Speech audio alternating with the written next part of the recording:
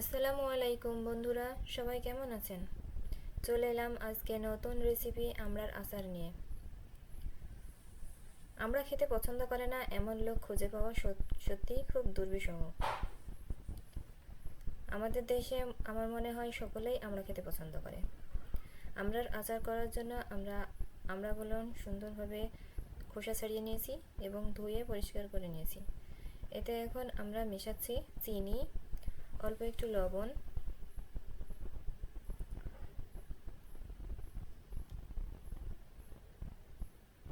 1 চিমটি হলুদের গুঁড়া, সামান্য পরিমাণে মরিচের গুঁড়া। এটা দিয়ে আমরা সুন্দরভাবে আমড়াগুলো মেখে কিছুক্ষণের জন্য রেখে দেব। কিছুক্ষণ রেখে দিলেই দেখা যাবে যে আমড়া থেকে রস বের হয়ে এসেছে।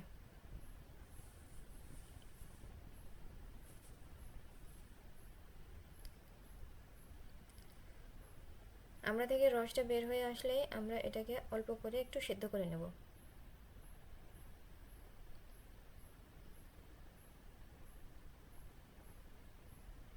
এই দেখুন, সেদ্ধ করার জন্য আমরা চুলায় অলরেডি চাপিয়ে দিয়েছি।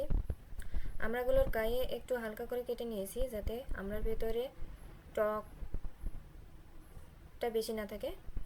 চিনি, ঝাল, লবণ যেন সম্পূর্ণভাবে একদম ভেতর পর্যন্ত প্রবেশ করতে পারে।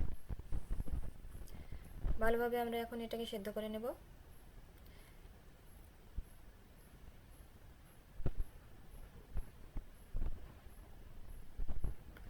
আমাদের আমড়া সেদ্ধ করা হয়ে গেছে। এখন আমরা কড়াইতে আচারে তেল দেওয়ার জন্য তেল নিয়ে নিলাম। 2 টেবিল চামচ পরিমাণ তেল নিয়েছি।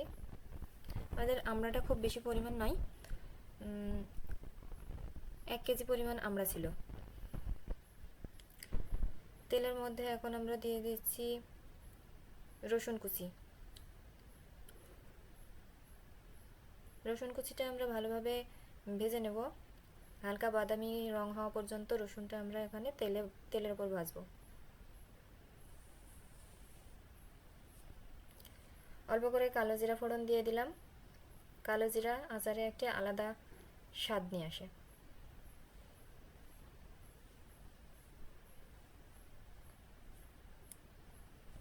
কালো জিরার স্বাদের সাথে সাথে যে এর একটি ঔষধি গুণ আছে সেটা সম্পর্কে আমরা মনে হয় সবাই অবগত। সে সম্পর্কে আর আলাদাভাবে বলার কিছু নেই।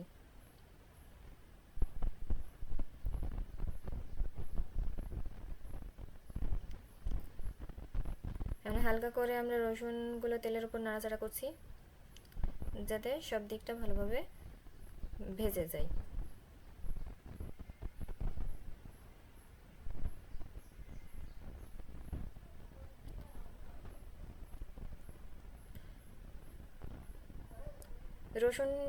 রসুন কুচিগুলো যতক্ষণ পর্যন্ত না বাদামি রং ধারণ করছে ততক্ষণ পর্যন্ত আমরা অবশ্য রসুনটাই তেলের ওপর ভালোভাবে ভাজতে থাকবো।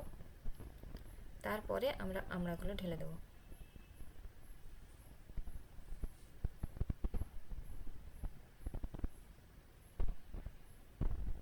দেখুন, রসুন কুচিগুলো প্রায় হয়েই এসেছে, আর অল্প খানিকটা সময় লাগবে।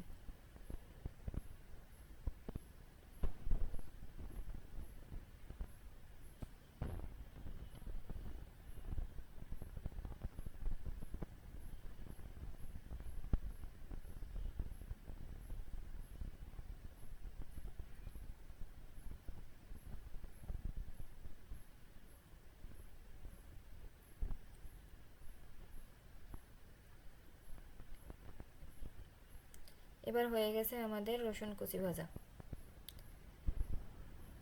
এ পর্যায়ে আমরা ঢেলে দেব আমড়াগুলো। আমড়াগুলো দেখুন 2 রকমের। অল্প অল্প যখন সেদ্ধ হয়েছে তখন আমি কিছু আমড়া তুলে নিয়েছিলাম, বাকিগুলো একটু বেশি করে সেদ্ধ করে নিয়েছি যাতে একটা কাঁচা পাকা 2 রকমের ফ্লেভার আসে। আসলে আচার করাটা আমার দারুণ একটা শখের মতো। আচার করতে আমার ভীষণ ভালো লাগে। আমি প্রত্যেক দিন নিত্য নতুন আচারের নতুন নতুন রেসিপি খুঁজে বের করার চেষ্টা করি। আজকেও তেমনই একটা। 2 রকম আমরা দিয়েছি, দেখব স্বাদটা কেমন আসে।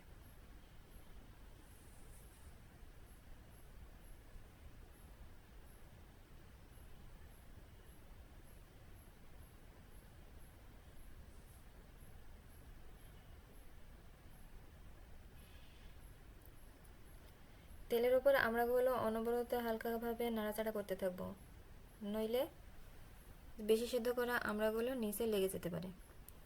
নিচে লেগে গেলে কিন্তু আমড়ার আচারের সমস্ত স্বাদটাই নষ্ট হয়ে যাবে।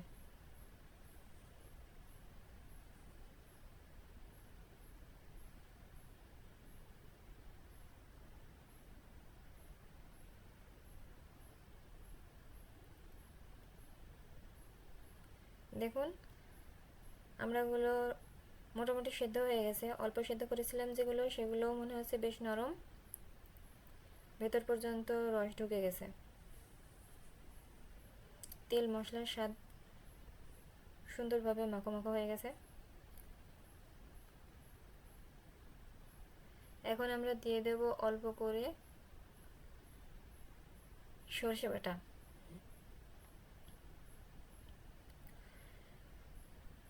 সরষে আপনারা যেটা খুশি সেটাই ব্যবহার করতে পারেন, সাদা অথবা কালো, তাতে কোনো সমস্যা নেই। সরষে বাটাটা দিলে আচারটা দেখুন একটু মাখো মাখো হয়ে যাচ্ছে, এতে আচারের স্বাদটা বাড়বে। নিজে বানাচ্ছি বলে বলছি না, আমার অবশ্য সমস্ত আচার সবাই বেশ পছন্দ করে আমার বাড়িতে। রেসিপিটা আপনারাও বাড়িতে একবার তৈরি করে দেখবেন, নিশ্চয়ই ভালো লাগবে।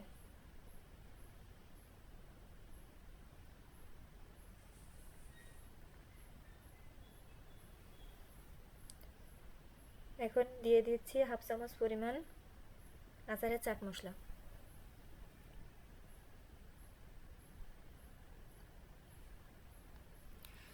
আচারের চাট মশলাটা দিয়ে আমরা আবারও আচারগুলো ভালোভাবে নাড়াচাড়া করে নেব, যাতে চাট মশলাটি সম্পূর্ণ আচারের সাথে ভালোভাবে মেখে যায়।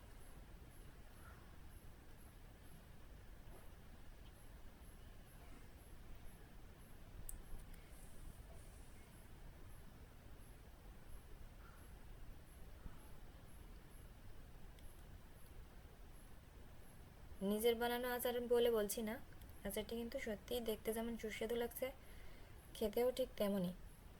আপনারা অবশ্যই বাড়িতে একবার ট্রাই করে দেখবেন।